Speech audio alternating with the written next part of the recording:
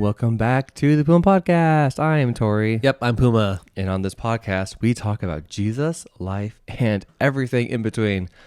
So Puma, today, what is the in-between? Or is it about life and Jesus? In between. Well, we are different questions that people have had or things that we've heard where people say, yeah, see, this is a reason why you can't trust the God of the Old Testament. This is why the God of the Old Testament is just not worth following.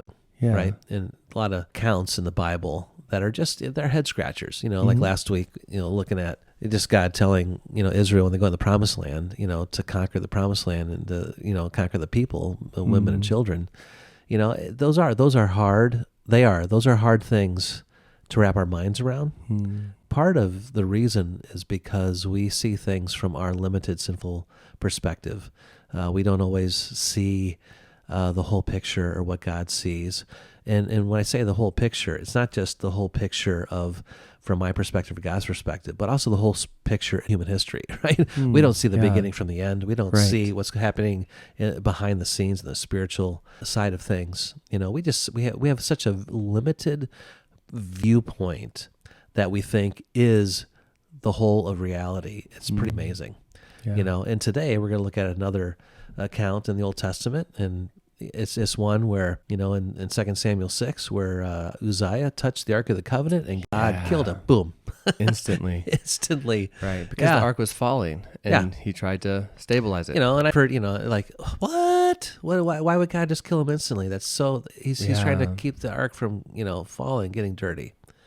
So that's what we're going to look at. Why is that? That makes no sense. It seems so backwards, right? You want to help. This is where God dwells, the Ark of the Covenant, and it's falling. And Uzziah is like, "Oh no, let me help. Catch it." And God instantly kills him. And I think a great fear swept over Israel. Like, yeah, right. That seems like a weird move for the quote God of the Old Testament. It does. And David's reaction is the same as ours. David got angry that God did that. Yeah.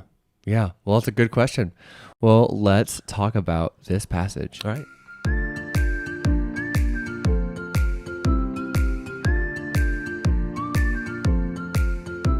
Okay, Puma. Uzziah. What a name. Fun word. Yeah. You're going to name your first child Uzziah? I'm thinking Uzzah. I hope not.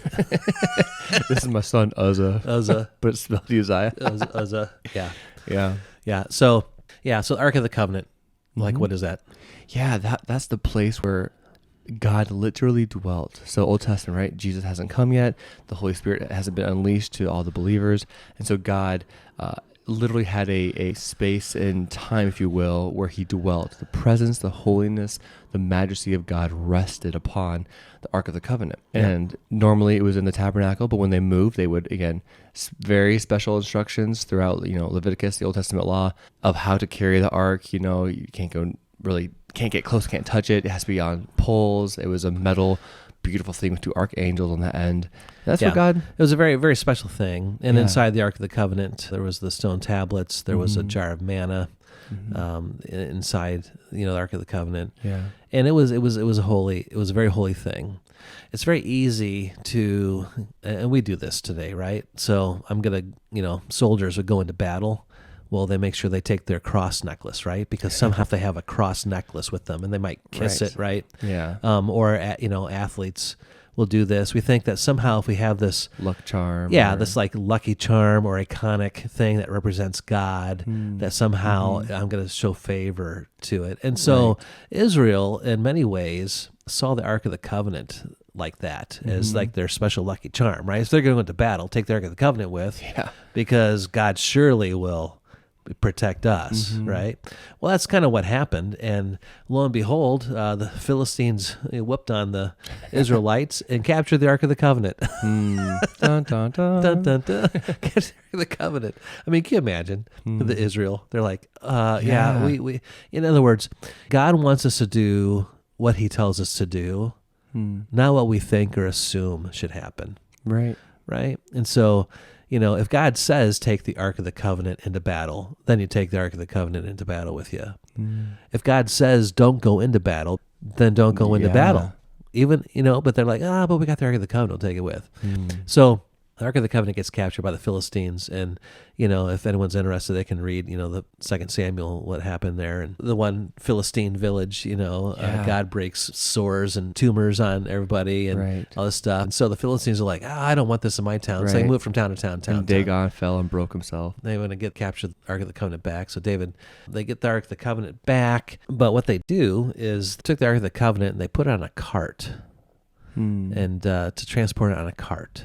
And they had, oxen. Yeah, to pull it. Yeah, on the cart. So this is how they were transporting it, which sounds all fine and dandy, but God had commanded all the way back in Exodus. He commanded them back in Exodus that only the Levites were to transport the Ark of the Covenant, and they were to carry it. So on the sides there were rings, and there was poles that went through the rings. And so the way the Ark of the Covenant was to be transported always was to be carried. The Levites carry it holding onto the poles that are through the rings.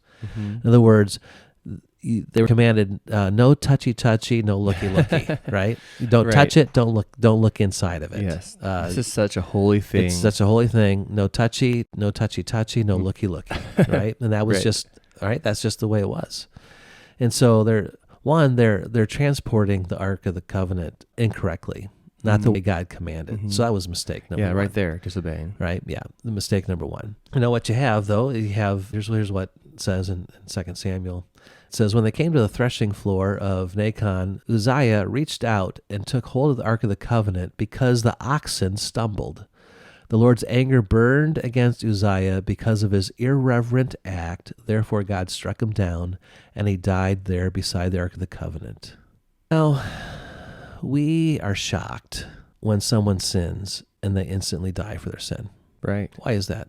I think because we don't see that. I think because we know people sin and they live, it seems very odd that someone would sin when we see it all the time and they are instantly killed, as if God has a special grudge against that person or God just flared up. Like, it seems inconsistent. Yeah, we're very presumptuous people, aren't we? Yeah. Do we deserve the grace and mercy of God? Absolutely not. No, we enjoy it every day. And because we enjoy it every day, we think, therefore, we deserve it every day. And it is our right. God owes us that. And it's very presumptuous. We live very presumptuous lives, assuming that my day is deserved and my time is mine and I deserve it. And so when God administers justice at the point of an act of sin, we accuse God of being unloving or God of not being himself. Right. Why is that? Is God not being himself, or are we the ones that are off in our perspective? You see, we see things very dimly this side of eternity. Sin in itself clouds so much of what we see. And so what is Uzziah's mindset? Uzziah didn't see himself as the source of uncleanness before the Ark of the Covenant. He saw the ground as a source of uncleanness. He thought if the Ark of the Covenant touches the ground, that somehow the Ark of the Covenant in the holiness is going to be tainted. Yeah. Because he didn't see himself, his sin, as the source that taints what God calls holy. It was a perspective. Yeah, that's really interesting. So for Uzziah, it wasn't, what makes the Ark of the Covenant dirty or unclean? Well, him, it was material things. It was worldly things. It was the dirt. It was the mud. It was the oxen, it was a very different perspective. You see, our whole sense of clean and unclean. So I took the garbage can out this morning, and there's something that leaked inside of it. So I had to take it out and clean it. There was a smell and whatnot, because to me it was dirty, right? It was dirty and unclean, and I had to clean it. Now there is a level of clean and unclean when it comes to that, but I put myself in that same category. I don't see myself as unclean. I see myself as a clean person, right? I didn't lie very much today. Right. I've been pretty good to people. I haven't swore, or whatever. Right? We see ourselves as clean people. But the Bible says we are not clean people. We are, spiritual sense, we are unclean people. The only way we are clean is having our sin replaced with the righteousness of Jesus. Yeah. Right. But our sin is unclean. And that was Uzziah's issue. He had, and David even had the same, because it says in the next verse that David got angry at the Lord for doing that. Yeah. But God says this was an irreverent act of Uzziah. This was a not recognizing what holiness and unrighteousness, or holiness and uncleanness, what it really, really is. Yeah. And so God is not being unjust. God is not being unmerciful. In fact, God was very much loving, because what is that going to say to everyone else? Here's another lesson for everybody of what happens. You guys need to learn that it is not the dirt that makes God unclean.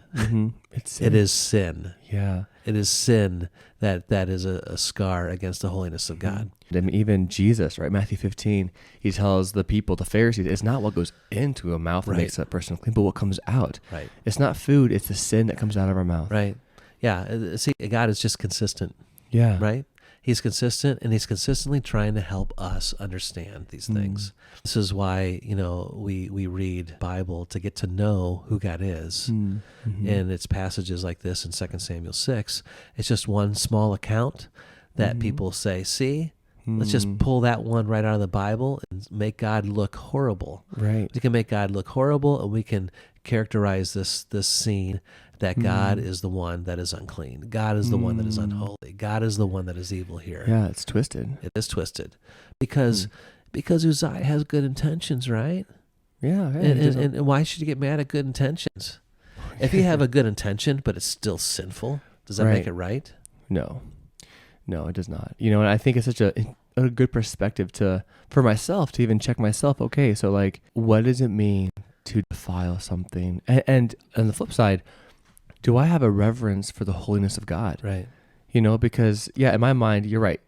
I'm assuming Uriah had good intentions. I don't want the Ark of the Covenant to get dirty. My heart wants the Ark of the Covenant to look pretty and not dirty. And yet, when we see God through the lens of man, when we reject the clear commandments of God, when we disobey how he said it should be carried, no touchy, no looky inside. Do we see the yuck of sin? Yeah. Especially compared to a holy God. I mean, there's sin everywhere, but in contrast to the Ark of the Covenant, a clear commandment. Yeah, I think we forget what dirtiness really is and how disgusting sin really is. Right. Yeah. And we make God not as high and lofty and holy as he rightfully deserves. So what would be a good application question, Tory? I think a good application question, I think for a lot of us, me, speaking to me, I think we forget how holy God is and how much of a stench sin is to him.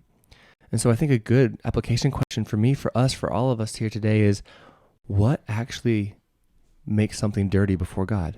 Does it appear in what we dress, how we look, how people see us? So I am at church on a Sunday morning. I think I'm clean, but that's not what makes me clean. Yeah. Or wearing a cross necklace. Right. These things don't make me right before God, as if somehow I have kind of a token that basically washes away all the rest of the issues in my life. Yeah, right. Yeah, what is considered dirty to God? Yeah. I mean, have we asked that question? Have we thought through that? Because I know, again, Jesus, the Pharisees looked amazing before God, and yet they were just whitewashed tombs. Yeah. Pastor James, pastor at my church, he said, actually just this past week, he said, he's trying to appease God by our actions and good acts before men is like washing the outside of a bowl while there's fuzzy green mold inside the bowl and still eating. It's just that picture, like, that's disgusting. It is disgusting. But it's true, though. Like, what makes something dirty? And that's it. Our whole perspective of what is clean and unclean, righteous and unrighteous, needs to fall in line with God's perspective. Yes. And this is what God is sort of teaching in this account with Uzziah and David. David needed to learn this as well, right? Because David was just as guilty. He didn't call the Levites out to come and grab the poles and to carry the ark the way God intended. Right. He was content, right? Yeah. And it's very easy to have good intentions to take an easy way, but it's still disobeying. It's still a disobedience. Yes. And I'm guilty of that in many, many ways. Yeah. So this is a good reminder in my own life. You know, what does it really mean to walk in righteous obedience so that I could walk clean before my God? Yeah. Yeah, that's good. Well, thank you, Puma. And thank you guys for following us and joining us on this journey. If you have any questions, please reach out to us at thepumapodcast@gmail.com. We'd love to hear from you guys. And just again, how can we, as the people of God, seek to see sin and the filth and the dirtiness of it compared to a holy God? And let's fight against that. Let us do our best to see what really makes someone dirty. Yep. We'll see you next week, Fridays at 10:10, guys. Bye. Bye-bye.